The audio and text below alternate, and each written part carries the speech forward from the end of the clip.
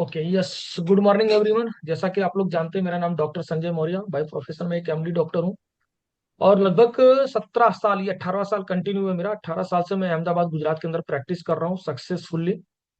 और आप लोग जानते हैं कि मेरा जब भी सेशन होता है कुछ ना कुछ हेल्थ इश्यू से रिलेटेड ही होता है। तो जैसा कि आज का जो टॉपिक आप लोग देख रहे हैं यहाँ पर, प्रोस्टेट। तो प्रोस्टेट एक ग्रंथि है, एक ग्लैंड्स है। और अभी आप जैसे जैसे स्लाइड देखेंगे आपको पता चलेगा कि एक्चुअल में है क्या। क्लियर। आप लोगों से एक सिर्फ रिक्वेस्ट है कि मैं स्लाइड शेयर करूं, उसके पहले अगर आप लेडीज हैं तो अपने घर के जो मेल है उनको सेशन के सामने बिठा दीजिए। जो 20 साल 25 साल के लड़के हैं वो चाहूंगा कि अपने मम्मी पापा को सेशन में बिठा दे जो घर पे हैं। क्योंकि 40 के ऊपर के जितने भी लोग हैं उन अपने आपके घर में उनको प्लीज ये सेशन जरूर दिखाइए। नो डाउट ये रिकॉर्डिंग हो रहा है, लाइव भी जा रहा है, तो आप लोग को मिल जाएगा। लेकिन बहुत छोटी छोटी चीजें होती है, बारीकियां होती हैं जो आप लोग इग्नोर कर देते हो, समझते नहीं हो। बहुत लोगों की डिमांड थी, सर इसके ऊपर सेशन करिए। तो डेफिनेटली ये सेशन आज आप लोगों के लिए है। तो मैं ज्यादा टाइम वेस्ट नहीं करूंगा, मैं यहाँ पर स्क्रीन शेयर करूंगा जैसा कि आप लोग देख रहे थे अभी। ओके। मेरी स्क्रीन विजिबल है madam? Hello. Yes, it's visible. Yeah. Okay okay, thank you madam, thank you very much. चलिए, जैसा कि आप लोग जानते हैं कि फ्राइडे मीट, हम लोग का हर फ्राइडे को एक मीट होता है, हर एक नए नए टॉपिक के ऊपर होता है। तो आज हमारा टॉपिक है प्रोस्टेट केयर, कि हम प्रोस्टेट की केयर कैसे करें। ये एक मेल ऑर्गन है। क्लियर। तो हम इसके ऊपर चर्चा करेंगे। प्रोस्टेट ग्लैंड्स जिसको हम लोग ग्रंथि कहते हैं, ये मेल का एक ऐसा पार्ट है, इंपॉर्टेंट पार्ट हर एक व्यक्ति के लिए, कि अगर मेल है तो उसके अंदर ये ग्रंथि है ही, और अगर इसके अंदर कुछ गड़बड़ी हुई तो इनफर्टिलिटी आ सकती है। क्लियर। ये बहुत ही इंपॉर्टेंट टॉपिक है। तो मैं चाहूंगा कि जितने लोग भी बैठे हैं डायरी पेन के साथ भी बैठ सकते हैं, सब कुछ हैंडल कर सकते हैं यहाँ पर। क्लियर। तो सबसे पहले हम लोग यहाँ पर देखेंगे कि प्रोस्टेट ग्लैंड होता क्या है। तो जो प्रोस्टेट ग्लैंड होता है, ये क्या होता है कि जो हमारा यूरिनरी ब्लैडर होता है, क्लियर, उसके एकदम फ्रंट में स्थित होती है। ये मैं भी पिक्चर भी आप लोग को दिखाऊंगा। क्लियर। जो टिश्यू और ग्लैंड से मिलकर बनी होती है। इसके अंदर जो हमारा सीमेन होता है, मेल का सीमेन जिसको हम लोग वीर्य कहते हैं, उसके अंदर ये जो तरल पदार्थ होता है वो इससे मिलता है। क्लियर। इसकी मांसपेशियां जो होती है, ये यूरेथ्रा, मूत्र मार्ग का मतलब क्या होता है, यूरेथ्रा से शरीर शरीर के थ्रू शरीर से बाहर निकालने में ये मदद करती है। उम्र बढ़ने के साथ साथ इसका आकार स्वाभाविक रूप से बढ़ता है, प्रोस्टाइटिस होता है, कैंसर जैसी अन्य स्थितियां भी इसमें हो सकती है।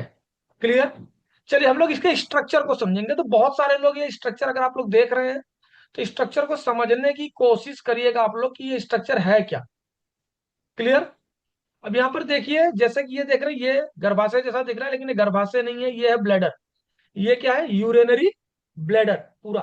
क्लियर। यहाँ पर देखिए, ये जो नीचे दिख रहा है ये अखरोट जैसा, इसको कहते हैं प्रोस्टेट। इसको यहाँ पर बड़ा किया हुआ है, प्रोस्टेट।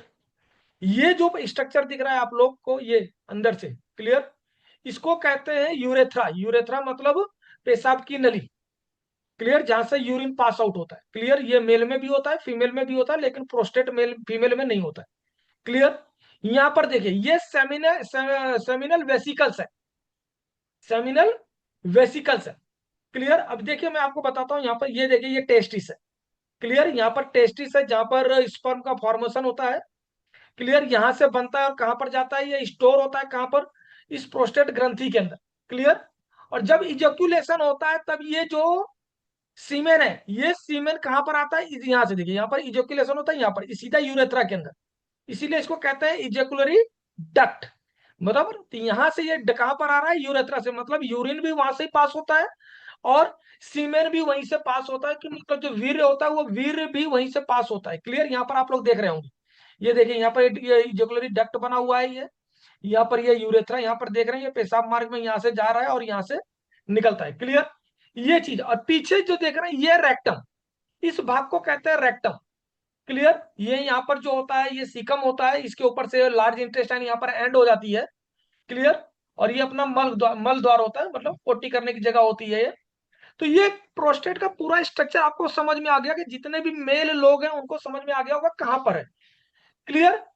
तो ये देखिए, ये कहां पर होता है, यूरिनरी ब्लैडर के फ्रंट में होता है, और इसके पीछे क्या बोलते हैं, यहाँ पर बीच में। क्लियर। तो जैसे जैसे हम आगे बढ़ेंगे वैसे वैसे ये स्ट्रक्चर आपको और भी क्लियर होगा। जिसको नहीं समझ में आएगा लास्ट में वो लोग पूछ सकते हैं। क्लियर। एक सिंपल सा डेफिनेशन है यहाँ पर प्रोस्टेट का। क्लियर। चलिए आगे चलते हैं, यहाँ पर हम लोग देखेंगे अब ये कहां पर स्थित है वो देखिए। कि जो प्रोस्टेट होता है यो यूरिनरी ब्लैडर के नीचे होता है, जैसा कि आप लोग पिक्चर में देखे, ये यूरिनरी ब्लैडर है, उसके नीचे। क्लियर। और मलाशय, मलाशय मतलब पोटी करने की जगह होती है जिसको रेक्टम कहते हैं, के सामने स्थित होता है। तो यहाँ पर देखिए इसके फ्रंट में, ये जो है पोटी करने की जगह, ये रेक्टम है, रेक्टम के फ्रंट में, और यूरिनरी ब्लैडर के नीचे। क्लियर। और मूत्र मार्ग को घेरा रहता है, मतलब यूरेथ्रा। ये जो होता है यूरेथ्रा जी, मूत्र मार्ग मतलब कहा जहां से यूरिन पास आउट होता है, ये यूरिन जहां से पास आउट होता है उस पूरे पार्ट को देखो, दोनों साइड से इसने घेरा हुआ, दोनों साइड से नहीं मतलब चारों साइड से राउंड होता है, पूरे चारों साइड से। ये कट है इसलिए आपको इस तरह से दिख रहा है यहाँ पर, बाकी ये चारों साइड से घेरा होता है, इसके अंदर से आपकी नली निकलती है। क्लियर। ओके।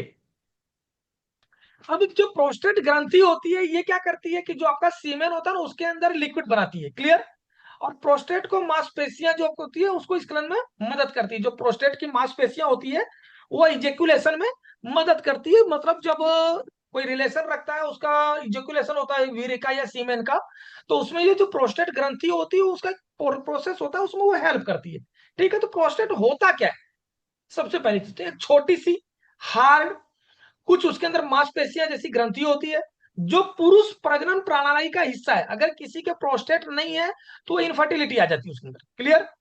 ये क्या होता है, ये यूरेथ्रा को चारों तरफ से घेर के रखती है। ये क्या करती है, एक लिक्विड जैसा पदार्थ बनाती है जो वीर्य के निर्माण में सहायक होते हैं। वीर्य मतलब सीमेन। क्लियर। वह वीर्य या तरल पदार्थ होता है जो स्खलन के दौरान शुक्राणुओं को ले जाता है। क्लियर। अब स्पर्म बनता क्या है, तो टेस्टिस में। क्लियर। तो टेस्टिस में जब स्पर्म बनता है तो उसको लिक्विड भी चाहिए, तो वो लिक्विड जो होता है वो कहां पर बनता है, प्रोस्टेट में। क्लियर। पर यह आमतौर पर संभोग के बाद मूत्र मार्ग के माध्यम से शरीर से बाहर निकलता है। मतलब जब रिलेशनशिप रखते हैं मेल और फीमेल, और उस टाइम पे जब उनका स्खलन होता है, मतलब उनका इजोकुलेशन होता है, उस टाइम पे जो यूरेथ्रा होता है, यूरेथ्रा के थ्रू वो बॉडी में से बाहर निकलता है। क्लियर। इसको कहते हैं प्रोस्टेट। ओके। ठीक है। पुरुष के लिए प्रोस्टेट ग्रंथि का काम क्या है, जो प्रोस्टेट ग्लैंड है उनका काम क्या है।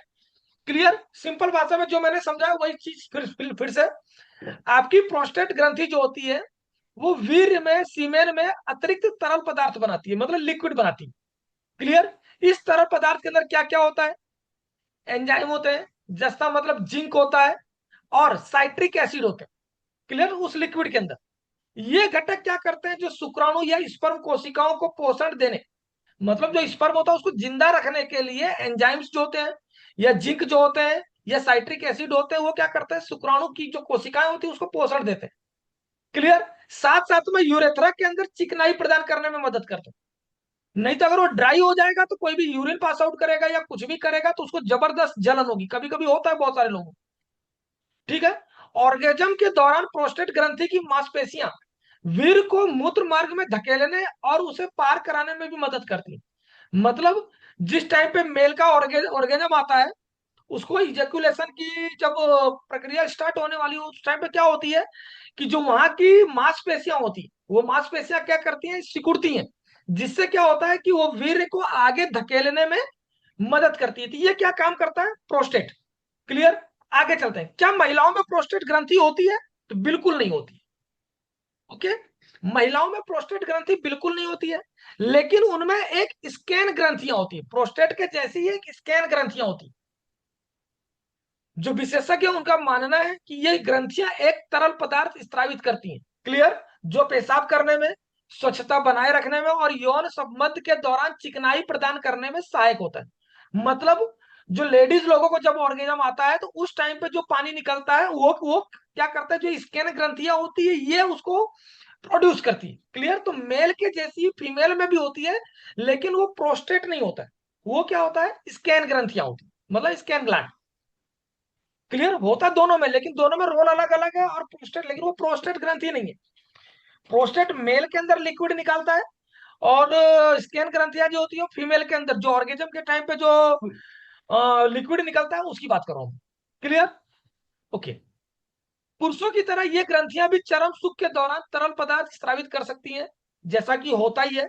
कुछ लोग स्कैन ग्रंथियों को महिलाओं का प्रोस्टेट भी कहते हैं, हालांकि ये प्रोस्टेट है नहीं, लेकिन उसके जैसी ग्रंथियां होती हैं। क्लियर? तो बहुत सारे लोग पूछते हैं कि इस तरह का होता है कि नहीं होता है, तो यस, महिलाओं के अंदर प्रोस्टेट नहीं होता है, लेकिन उसके जैसी एक ग्रंथि होती है, मतलब उसके जैसा एक ग्लैंड होता है, जिसको स्कैन ग्लैंड कहते हैं। और ये भी क्या करता है, वैसे ही चिकनाई प्रदान करने के लिए तरल पदार्थ निकालती है। क्लियर? क्योंकि अगर ये तरल पदार्थ नहीं निकलेगा तो यूरिन में जलन होगी। क्लियर? तो इस तरीके से, हाँ, मतलब जो यूरेथ्रा होता है, यूरेथ्रा को क्लीन करने के लिए भी इन लिक्विड्स की जरूरत पड़ती है। ओके, चलिए आगे चलते हैं। ओके, शरीर रचना कैसी होती, फिर से देखिए यहाँ पर वन वन, फिर से इसको यहाँ पर रिपीट करते हैं। प्रोस्टेट ग्रंथि कहाँ स्थित होती है, तो जैसा मैंने बताया था कि कहाँ पर, आपका यूरेनरी ब्लैडर, ये यूरेनरी ब्लैडर है, उसके नीचे ये दिख रहा है जो अखरोट के जैसा दिख रहा है। ठीक है? और ये आपका रेक्टम, रेक्टम मतलब मलाशय, मलाशय के सामने, इसके फ्रंट में। क्लियर? और देखिए यहाँ पर कटा हुआ नहीं है, नीचे यहाँ पर कटा हुआ है, लेकिन यहाँ पर पूरा जैसे सेव जैसा दिख रहा है, अखरोट जैसा, ये पूरा का पूरा जो है चारों साइड से घिरा हुआ है, किसको, यूरेथ्रा को, ये यूरेथ्रा को। क्लियर? ओके। ये किस तरह से दिखता है, तो सिंपल सा है, अखरोट के आकार का दिखता है। जैसे आप अखरोट देखते हो, बीच में से छेद जैसा होता है, आप लोगों ने देखा होगा, अखरोट अखरोट दो साइड से होता है जब वो, और बीच में से छेद जैसा होता है। क्लियर? इसका वजन लगभग लगभग 30 ग्राम होता है। जो प्रोस्टेट होता है, इसका वजन जो होता है वो लगभग लगभग 30 ग्राम होता है, मतलब 1 औंस, जो 5 अमेरिकी सिक्कों के बराबर होता है। उम्र बढ़ने के साथ साथ आपका प्रोस्टेट आमतौर पर बड़ा हो जाता है, या नींबू के आकार तक बढ़ जाता है, मतलब इसकी साइज बढ़ जाती है। क्लियर? ओके। तो ये हो गया प्रोस्टेट। अब सिंपल सी बात है कि इसमें 5 लोब होते हैं, जैसे आप लोगों ने लीवर देखा होगा, लंग्स देखा होगा, उसके अंदर लॉब होते हैं।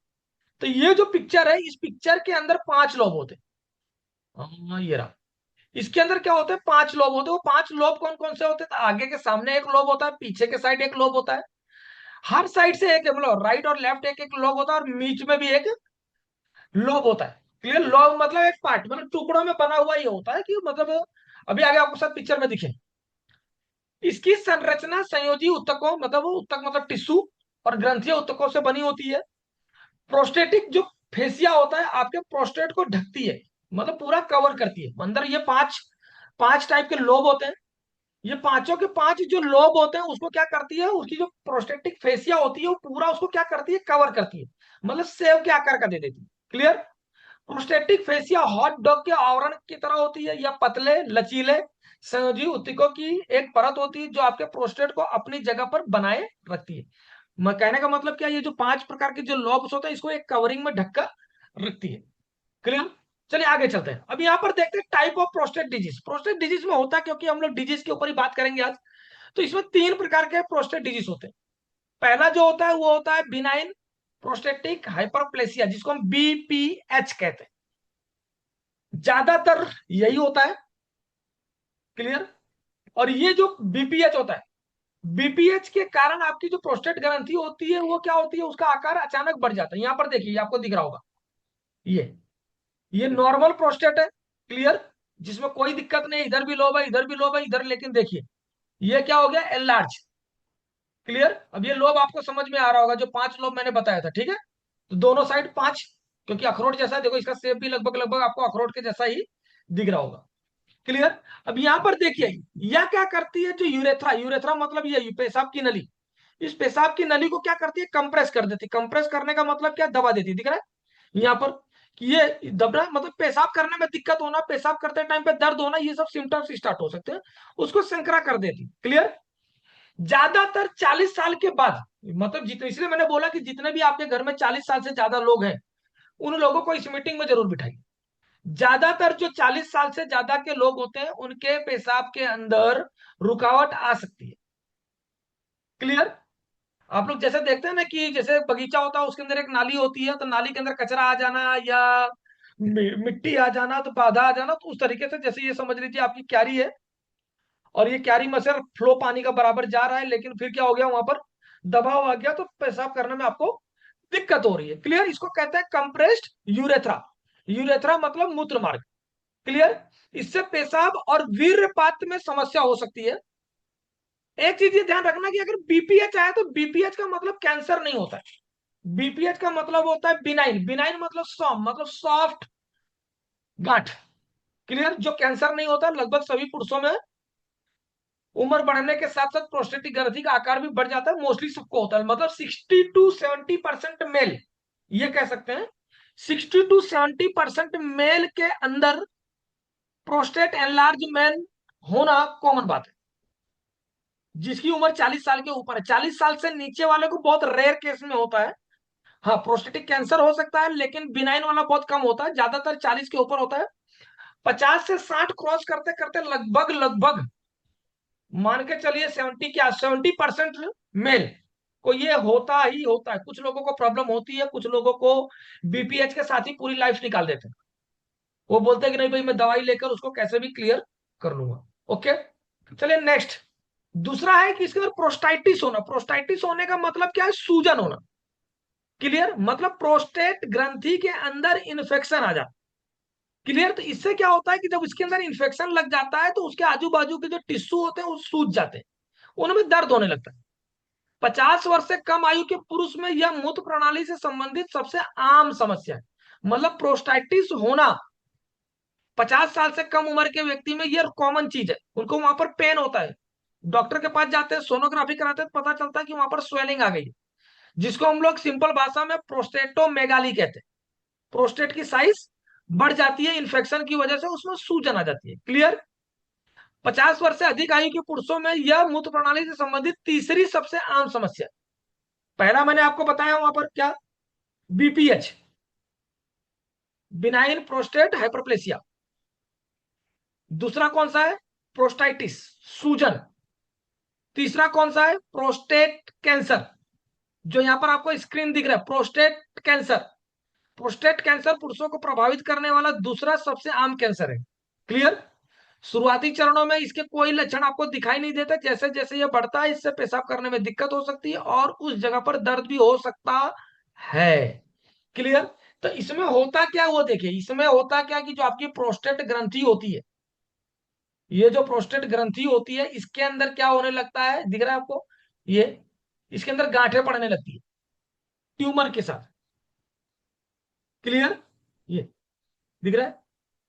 ये यहां पर देखिए, मैलिग्नेंट ट्यूमर, उसके अंदर क्या हो रहा है, जो टिश्यू होता है, टिश्यू के अंदर क्या होता है, टिश्यू मरने लगते हैं और वहां पर कैंसर के गांठ बनना चालू हो जाती है। किसमें? इसमें। इसका इलाज क्या है? ऑपरेशन। अगर सही टाइम पे आपने ऑपरेशन करा दिया तो आपको इसमें कोई ज्यादा इश्यू नहीं होगा। क्लियर? अच्छा, 50 साल के बाद होता है, इसलिए मेल को कोई ज्यादा फर्क भी नहीं पड़ता है, क्योंकि उस टाइम पे उनको बच्चे करने की कोई जरूरत नहीं होती, लगभग उनके बच्चे ऑलरेडी हो चुके होते हैं। ठीक है, चलिए, तो ये 3 प्रकार का डिजीज आपको समझ में आ गया, प्रोस्टाइटिस, प्रोस्टेट कैंसर और बीपीएच। इसमें सबसे आम बीमारी जो है वो बीपीएच है, बीपीएच सबसे ज्यादा पाया जाता है। कैंसर के कैंसर जो होते हैं ये आम कैंसर है। मेल के अंदर अगर देखें तो सबसे ज्यादा कैंसर का अगर देखा जाए तो सबसे ज्यादा तो होता है प्रोस्टेट कैंसर की समस्या ज्यादा होती है दूसरे कैंसर की। क्लियर? इसके सिम्टम्स क्या होते हैं? अगर किसी को प्रोस्टेट के प्रॉब्लम है तो उसके सिम्टम्स क्या है? क्लियर? तो ये कारण पर निर्भर करता है, लेकिन सामान्य तौर पर क्या क्या सिम्टम्स हो सकते हैं वो देखिए। पहला, हिमेटोस्पर्मिया और हिमेटूरिया।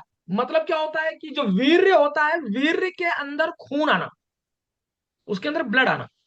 दूसरा, व्यक्ति पेशाब कर रहा है तो पेशाब के अंदर ब्लड आना, उसको हेमेटूरिया बोलते हैं। क्लियर? सबसे कॉमन सिम्टम्स।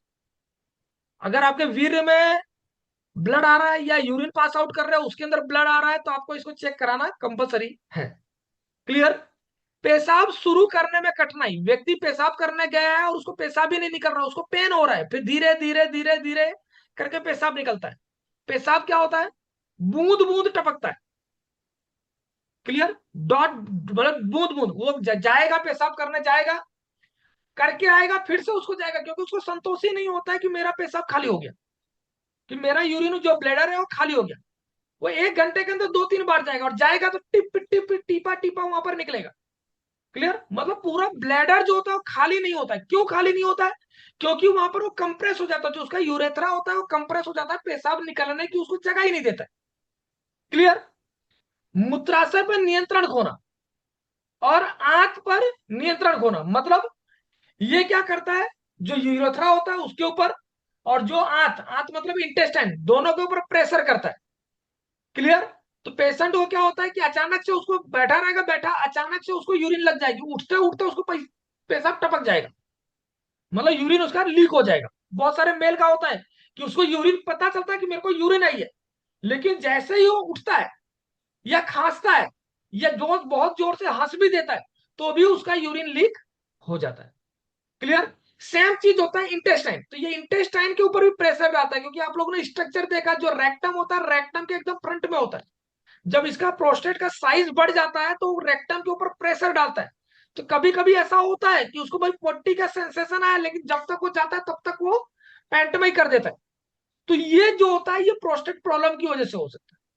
सोते समय बार बार पेशाब करने के लिए उठना, जिसको नोक्यूरिया बोलते हैं। क्लियर। अब ये होता क्या है, जैसा मैंने आपको बताया कि उसको पूरा ब्लैडर क्लियर ही नहीं हुआ है, पूरा ब्लैडर उसका क्लियर ही नहीं हुआ है, मतलब उसकी जो पेशाब की थैली है पूरी खाली ही नहीं हुई है। वो बेचारा यूरिन करके आया, आधे घंटे सोया, 1 घंटे सोया, फिर से उसको सेंसेशन आ गया, क्योंकि ब्लैडर में यूरिन तो पड़ा हुआ है, उसका पेशाब उसका ब्लैडर में पड़ा हुआ है। तो बार बार, मतलब 2 बार 3 बार 4 बार पड़ते, खास करके जो डायबिटीज वाले पेशेंट होते हैं वो कंफ्यूज होते हैं, क्योंकि डायबिटीज वाले पेशेंट जो होते हैं उनको भी बार बार रात को उठना पड़ता है। क्लियर। लेकिन अगर 50 साल के ऊपर है, 60 साल की उम्र है और उसको प्रोस्टेट की दिक्कत है, तो डायबिटीज की वजह से नहीं, वो प्रोस्टेट की वजह से भी वो बार बार उठता है, और उसको ऐसा लगता है कि यार मेरे को डायबिटीज कंट्रोल में है फिर भी मेरे को बार बार यूरिन जाना पड़ रहा है। तो उसको उस टाइम पे आप सोनोग्राफी कराएंगे तो उसको पता चलेगा कि उसको बीपीएच है या तो प्रोस्टेटिस है, कुछ भी है। क्लियर। यौन संबंध के दौरान दर्द, जिसको कहते हैं डिस्पेरियूनिया। इस टाइम पे क्या होता है, जैसा कि आप लोग को मैंने यहाँ पर स्ट्रक्चर बताया था, मैं बैक कर रहा हूँ थोड़ा सा स्ट्रक्चर यहाँ पर। मैंने यहाँ पर, सॉरी, यहाँ पर मैंने आपको बताया था, ये देखो यहाँ पर जब इजेकुलेशन डक्ट आता है, जब उसके ऑर्गेजम ऑर्गेनम उसको ऑर्गेजम आता है, उसको जब उसका वीर्य निकलने वाला होता है यहां से, लेकिन हो क्या गया है, ये जो नली है, ये जो नली है, ये पूरी की पूरी यहां से तो निकल रहा है, लेकिन ये पूरी की पूरी नकल नली क्या हो गई है, कंप्रेस हो गई। तो उसको निकलेगा नहीं, तो उसको पेन होगा, क्योंकि उसको बॉडी क्या कर रहा है, बॉडी उसको संकेत दे रहा है कि भाई उसको स्पर्म निकालना है, उसको वहां से स्पर्म निकालना है। क्लियर। तो वो क्या होगा उस टाइम पे, उसको जबरदस्त पेन होगा। तो बहुत सारे मेल को ये कंप्लेन आती है कि सर, कि जब मैं अपने लेडीज का रिलेशन रखता हूँ और जब मेरा वीर्य निकलने वाला होता है तो उस टाइम पे मुझे बहुत पेन होता है, खास करके 40 साल के ऊपर के व्यक्ति को, क्योंकि 40 साल से कम वाले व्यक्ति को बहुत कम ये प्रॉब्लम होती है, 40 साल के ऊपर वाले को ये प्रॉब्लम ज्यादा होती है। क्लियर। तो उस टाइम पे उनको ये पेन जबरदस्त होता है जब उनका डिस्चार्ज होने वाला होता है, मतलब इजेक्युलेशन होने वाला होता है। जननांगों, पेरिनियम या आसपास के क्षेत्रों में दर्द, मतलब जो उनका पेल्विक रीजन होता है, जो उनका पेल्विक रीजन होता है, मतलब आपका जो अम्बिलिकल होता है, अम्बिलिकल के नीचे। क्लियर। या उनके जो प्राइवेट पार्ट्स होते हैं, प्राइवेट पार्ट्स में पेन होता है। ठीक है। ऊपर जो पेरिनियम होता है, पेरिनियम मतलब क्या होता है, पेट और छाती के बीच का एक लेयर होता है, उसको पेरिनियम कहते हैं, उसके अंदर उसको दर्द होता है, उसके आसपास में उसको पेन होता है। वो पता ही नहीं चलता कि उसको पेन क्या हो रहा है, पेन किलर खा रहा है, आराम हो जा रहा है, फिर से हो जा रहा है। क्लियर। पेशाब करते समय दर्द, वो यूरिन पास आउट कर रहा है, उसको कोई दिक्कत नहीं, लेकिन उसको क्या हो रहा है, पेशाब पास आउट कर रहा है, तो उस टाइम पे उसको पेन हो रहा है, जिसको डिस्यूरिया कहते हैं। क्लियर। वीरपात के बाद दर्द, उसने स्पर्म इजेकुलेट कर दिया, सीमेन इजेकुलेट कर दिया, डिस्चार्ज हो गया, लेकिन डिस्चार्ज होने के बाद भी उसको दर्द बने रहे। तो ये सारे सिम्टम्स जो होते हैं वो प्रोस्टेट प्रॉब्लम की वजह से होते हैं। पेशाब करने की अचानक तीव्र इच्छा, जैसे मैंने आपको बता दिया कि अचानक से उसको अर्जिंग आती है, और वो व्यक्ति क्या करता है, भागता है, और जब भागेगा तो वहां पहले खड़ा रहेगा, थोड़ी देर 5-2 मिनट खड़ा रहेगा, तब धीरे धीरे धीरे धीरे धीरे उसको टपक टपक के गिरेगा। ऐसा आपने कोरिलेट करिए, जिसको ये प्रॉब्लम है उसको ये सारे सिम्टम्स समझ में आएंगे। इरेक्शन पाने और उसे बनाए रखने की परेशानी, ये मेल के लिए। मेल में उसको इरेक्टाइल डिस्फंक्शन होता है, कि मतलब उसके जो पेनिस होता है, पेनिस के इरेक्शन में उसको बहुत ज्यादा दिक्कत होती है। क्यों? क्योंकि वहां पर वो सेंसेशन ही नहीं जा पाता। तो बहुत सारे लोगों को इनफर्टिलिटी की प्रॉब्लम इसकी वजह से भी हो सकती है, खास करके 40 साल के बाद। क्लियर? तो ये जो सारे सिम्टम्स है, ये सारे सिम्टम्स आप लोग स्क्रीनशॉट ले सकते हैं। इसको आप लोग अच्छी तरह से समझ सकते हैं। नहीं समझ में आए तो मीटिंग खत्म होने के बाद आप मेरे से पूछ सकते हैं, मैं 5-10 मिनट का आपको टाइम दूंगा। क्लियर? नेक्स्ट, समस्याओं का निदान कैसे किया जाता है, इसको पता कैसे करें? क्लियर? तो सबसे पहले होता है प्रोस्टेट प्रोस्टेट परीक्षण। तो ये एक रेक्टल परीक्षण होता है, जैसा कि आप लोग पिक्चर में देख रहे हैं। डॉक्टर क्या करता है, ग्लव्स पहनता है, ठीक है, और जाइलोकिन जेली एक ट्यूब आती है, उसको अपने उस पर अच्छी तरह से लगाता है। और जो रेक्टल एरिया जो पोटी का एरिया होता है, यहां पर देख रहे हो, पोटी के एरिया से उंगली डालता है और वहां से फील करता है प्रोस्टेट को। नॉर्मली अगर प्रोस्टेट का साइज नहीं बढ़ा है तो वो आपका फील नहीं होगा, लेकिन अगर प्रोस्टेट का साइज बढ़ गया है तो आपको यहाँ पर उंगली से फील होगा। क्लियर? तो ये नॉर्मल टेस्ट है, इसमें ज्यादा कोई खर्चा नहीं आता है। डॉक्टर के पास गया, उसने क्या किया, ग्लव्स पहना, जाइलोकेन जेली लगाया जिससे पेशेंट को पेन ना हो और आसानी से वो चिकनाई वाली चीज अंदर चली जाए।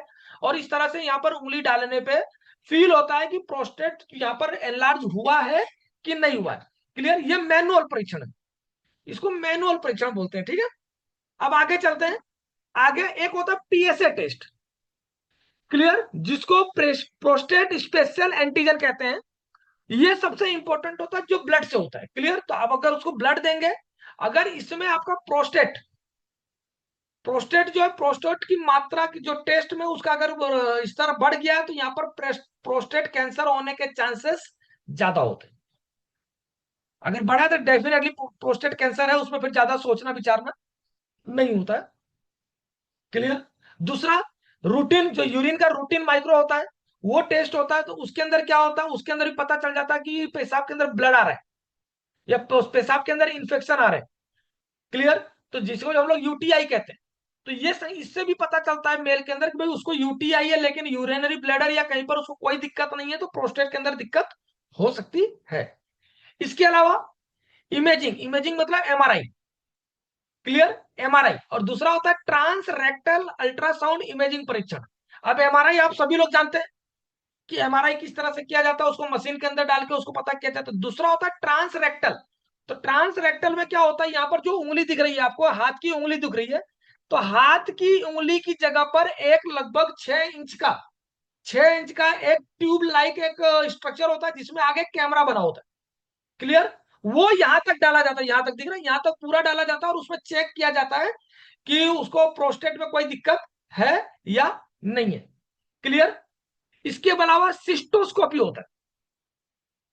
सिस्टोस्कोपी क्या होता है, ये आपके यूरेथ्रा के अंदर, आपके यूरेथ्रा के अंदर एक पेंसिल के आकार की रोशनी वाली ट्यूब डाली जाती है, जिसके आगे कैमरा लगा होता है। जैसे वहां पर मैंने बताया ना, ये अल्ट्रासाउंड अल्ट्रासाउंड वाला, वैसे यहां पर भी होता है, लेकिन वो कहां डाला जाता है, रेक्टम में। रेक्टम मतलब पीछे के साइड। और ये डाला जाता है यूरेथ्रा के अंदर, यूरिन मार्ग में। आप लोगों ने देखा होगा, बहुत सारे लोगों को कैथेटर डालते हैं, तो पाइप जो डाली जाती है, उसी तरह से एक पाइप डाली जाती है जिसके आगे कैमरा लगा होता है। उससे भी देखा जाता है कि भाई वहां पर की जो नलियां हैं, वो नलियां चौड़ी हो गई हैं या नलियां सिकुड़ गई हैं। ज्यादातर कंप्रेस होती है, चौड़ी होने का सवाल ही पैदा नहीं होता है। क्लियर? तो इस तरीके से होती है। और लास्ट होता है बायोप्सी।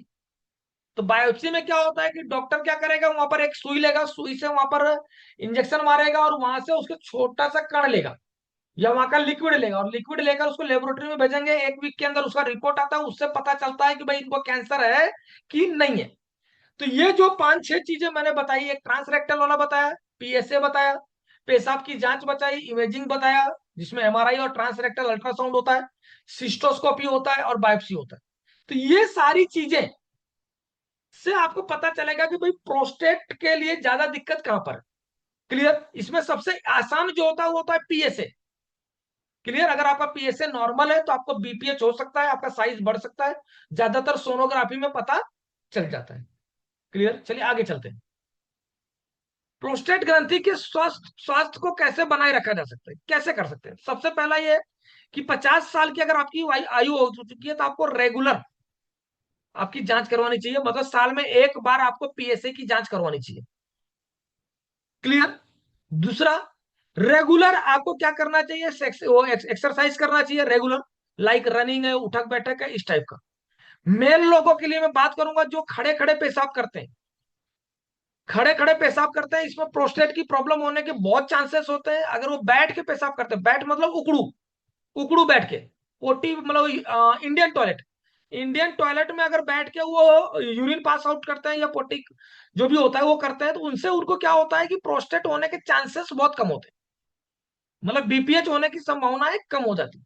इसलिए मेल लोगों से एक रिक्वेस्ट है, कोशिश करें कि इंडियन टॉयलेट ज्यादा यूज करें। वेस्टर्न टॉयलेट करेंगे तो प्रोस्टेट की समस्या हो सकती है, मजबूरी है तो बात अलग है। बाकी कोशिश करें कि इंडियन टॉयलेट ही यूज करें। रेगुलर फल सब्जियां, प्रोटीन, जो आप लोग जानते हैं मैं डाइट देता हूं, तो डाइट देंगे तो आपको जो प्रोस्टेट है वो हेल्दी रहेगा, ना उसकी तो सूजन आएगी ना इन्फेक्शन आएगा, कुछ भी नहीं होगा। क्लियर। जो लोग तंबाकू खाते हैं, व्यसन करते हैं ज्यादा, उन लोगों को जितना जल्दी हो सके, अब देखो तंबाकू से मुंह का तो कैंसर होता है, तंबाकू से प्रोस्टेट का भी कैंसर होता है, ये ध्यान रखिएगा। अगर आप सोच रहे हैं कि मेरे को मुंह में नहीं हो रहा है तो नीचे भी हो सकता है। क्लियर। तो जो लोग तंबाकू खा रहे हैं उनको जल्दी से बंद कर देना चाहिए, खास करके 40 साल के बाद। अब अगर जवानी में खा लिया तो कोई बात नहीं, लेकिन 40 और 50 साल के बाद जो करें, कोशिश करें कि उसको क्या करें, बंद कर दें। क्लियर। चलिए नेक्स्ट। ओके, अब आते हैं मेन टॉपिक पे कि वेस्टेज सप्लीमेंट्स कौन कौन से। क्लियर। तो ये लोग, आप लोग स्क्रीनशॉट ले लीजिए, आप लोग स्क्रीनशॉट इसका ले लीजिए, जिसमें आपका है किडनी हेल्थ, एक गोली सुबह लेना है, एक गोली शाम को लेना है। फ्लैक्स ऑयल, एक गोली सुबह, एक गोली दोपहर को, एक गोली शाम को लेना है, सारी दवाइयां खाना खाने के बाद। टॉक्स क्लीन, एक गोली सुबह, एक गोली शाम को।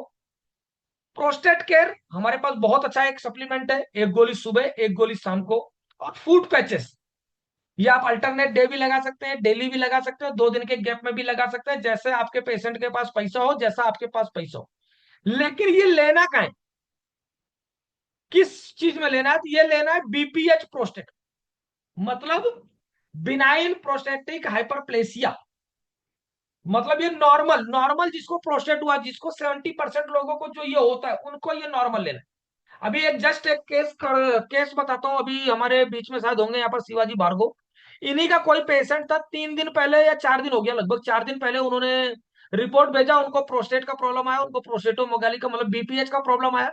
सेम मेडिसिन हमने दिया, ये जो मेडिसिन है यही 5 मेडिसिन हमने उनको दिया, और विद इन 2 डेज मतलब 3 डेज, आज उनका फोन आया कि सर उनको बहुत रिलीफ है, मतलब उनका यूरिन पास आउट होना चालू हो गया, मतलब वहां की सूजन घटना चालू हो गई विद इन 3 डेज, बीपीएच के पेशेंट को।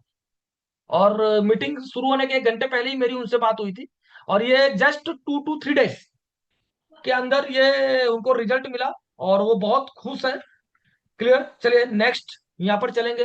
पहला था वेस्टीज सप्लीमेंट फॉर बीपीएच। दूसरा, अच्छा ये जो है प्रोस्टाइटिस में भी सेम मेडिसिन देना है, प्रोस्टाइटिस में और बीपीएच में सेम मेडिसिन देना है, कोई चेंजेस नहीं है। किसी को प्रोस्टाइटिस है या बीपीएच है, प्लीज इसका स्क्रीनशॉट ले लीजिए। इसमें अपना दिमाग नहीं दौड़ाना है कि जहां पर बीपीएच वाला प्रोस्टेट आता है वहां पर इसको चिपका देना है। रिजल्ट की गारंटी है कि आपको 100% रिजल्ट मिलेगा। हाँ, यह है किसी को 10 साल पुराना है, किसी को 20 साल पुराना है, कैंसर नहीं है, बीपीएच है, तो भी वो अगर इस सप्लीमेंट्स को लेते हैं तो भी उनको यहाँ पर धीरे धीरे धीरे धीरे रिजल्ट मिलेगा, उनके जो प्रोस्टेट की ग्रंथि है वो वापस से नॉर्मल होना स्टार्ट हो जाएगी। ओके, चलिए next. Vestige supplement for for prostate cancer treatment, मतलब प्रोस्टेट कैंसर अगर किसी को हो गया हो तो उसको क्या सप्लीमेंट्स हम देंगे। तो यहाँ पर डोज के साथ आपको दिया हुआ है, नोनी आपको 4 गोली सुबह देना है, 4 गोली दोपहर को देना है, फ्लैक्स ऑयल 4 गोली सुबह, 4 गोली शाम को, करक्यूमिन 4 गोली सुबह, 4 गोली शाम को, गैनोडर्मा 4 गोली सुबह, 4 गोली शाम को, स्पारुलिना 4 गोली सुबह, 4 गोली शाम को, किडनी हेल्थ एक सुबह एक शाम को, प्रोस्टेट केयर 2 सुबह 2 शाम को, फूड पैचेस डेली। ये टोटल 8 सप्लीमेंट उनको देना है। इसको मैं भी अभी बता दूं, मेरे पास एक प्रोस्टेट कैंसर का भी पेशेंट लाइव है, 2 महीने हो चुके हैं, तीसरे महीने की मेडिसिन कल वो लेकर गया है क्लिनिक से मेरे। और 80% प्रोस्टेट कैंसर उसका नॉर्मल हो गया बाई रिपोर्ट, क्योंकि हर महीने हम उनका रिपोर्ट करवा रहे हैं। तो 80% उसका प्रोस्टेट क्लियर हो गया है विद इन 2 मंथ, जबकि तीसरे महीने की मेडिसिन कल वो लेकर गए। क्लियर। तो thank you everyone, thank you very much, wish you wealth. Over to you madam, Jyoti madam. Okay. Oh my god, मतलब इतना वो था, इंफॉर्मेटिव